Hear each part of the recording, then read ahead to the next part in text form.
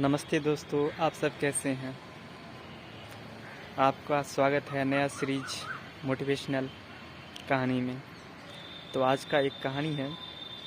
एक बार की बात है, एक गांव में निर्धन दो दंपति, दो युगल एक साथ अपने जीवन बहुत कम संसाधन होते हुए भी अपने जीवन को खुशहाल पूर्वक शांति से व्यतीत कर रहे थे। उनकी जीवन में खुशियाँ ही खुशियाँ थी, शांति ही शांति थी। एक बार राजा उस क्षेत्र का एक बार भ्रमण करने के लिए निकला। तो भ्रमण करते हुए जब उस गांव में पहुंचा तो उनका नज़र उस दंपति पे पड़ा जो कम संसाधन होते हुए भी अपना जीवन अच्छे से व्यतीत कर रहे थे। राजा को बड़ा आश्चर्य हुआ, हमारे पास तमाम संसाधन होते हुए भी हमारे जीवन में परेशानी है, हमारा मन शांत नहीं रहता है, खुश नहीं है जितना रहना चाहिए। लेकिन ये दंपति जो गरीब है, निर्धन है, संसाधन जो सुख सुविधाएँ की बड़ी बड़ी महलें होती है, गाड़ियाँ होती है, नौकर चाकर होते हैं, वो उनके पास नहीं रहते हुए भी वो इतने खुश कैसे हैं। उसने मंत्री से पूछा, इसका राज क्या है। तो मंत्री ने बोला, इनके इस प्रश्न के लिए आपको हमें 3 माह का समय और 100 स्वर्ण मुद्राएं देना होगा। राजा को बड़ा आश्चर्य हुआ, लेकिन उत्सुकता भी थी कि इनकी राज जाने। तो राजा ने मंत्री को 100 स्वर्ण मुद्राएं और 3 माह का समय दिया। मंत्री ने रात को अंधेरी में चुपचाप साइलेंस में उस गांव में जाकर उन निर्धन परिवार जो खुशहाली से अपने जीवन व्यतीत कर रहे थे, उनके आंगन में जाके 99 स्वर्ण मुद्राएं दे दी और 1 मुद्राएं अपने पास रख ली, एक पोटली में बांधकर। जब सुबह हुआ तो दंपति को पति का उसका नज़र उस स्वर्ण मुद्राएं पे पड़ी।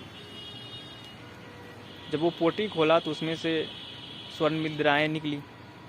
उसने गिनती आरंभ किया तो उसको 99 स्वर्ण मुद्राएं गिनती में आया। उसने बार बार गिना, फिर भी 99 पुर रहा था। फिर पत्नी को उसने दिया गिनने, पत्नी भी गिना, बार बार 99 हो रहा था। उसके मन में बार बार ये प्रश्न आता ना, अगर पोटली है तो 100 होनी चाहिए, 99 कैसे स्वर्ण मुद्राएं हैं, 100 होनी चाहिए। फिर गिनता, फिर अपने बेटे को भी दिया, फिर 99 ही पूरा। तो उसको लगा 1 मुद्राएं कहीं गोल हो गया है, और उसके मन में एक इच्छा जगी कि कम से कम 100 मुद्राएं होनी चाहिए। अब वो दिन रात मेहनत करता 1 स्वर्ण मुद्राएं जुटाने के लिए,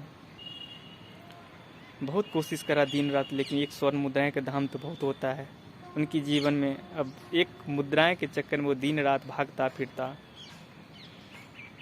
पैसा इकट्ठा करता कि वो स्वर्ण मुद्राएं खरीदे, और उसकी जीवन में परेशानी आ गिरा। जब राजा 2 माह बाद निकला तो देखा ये दोनों पति बहुत परेशान है, दुखी हैं। तब मंत्री से उसने राज पूछा। तो मंत्री ने बताया कि पहले वो खुश थे, उनकी इच्छाएं कम थी या इच्छा नहीं थी, लेकिन अब एक इच्छाएं उसे परेशान कर डाला। ठीक, अब उसने राज बताया जैसे जैसे वो स्वर्ण मुद्राएं दिए थे। तो बोला 99 के चक्कर में वो परेशान है, 1 मुद्रा के चक्कर में। तो ठीक हमारे जीवन में इस कहानी से सीख मिलता है कि हमारे जीवन में भी सब कुछ है जो सुख शांति से जीवन बिताने के लिए, लेकिन जो एक इच्छाएं होती है, हमारा मन उसी पे फोकस रहता है और यही परेशान करता है। हमारे कहने का तात्पर्य ये नहीं कि इच्छा नहीं होनी चाहिए, लेकिन इच्छा से ज़्यादा हमारा माइंड फोकस हमारे कर्मों पे होना चाहिए। क्योंकि गीता में भी कहा गया है, कर्म करो, फल की चिंता नहीं करो। लेकिन हम सभी का मन ज़्यादा फल पे ही एकाग्र होता है, इसीलिए परेशान रहते हैं।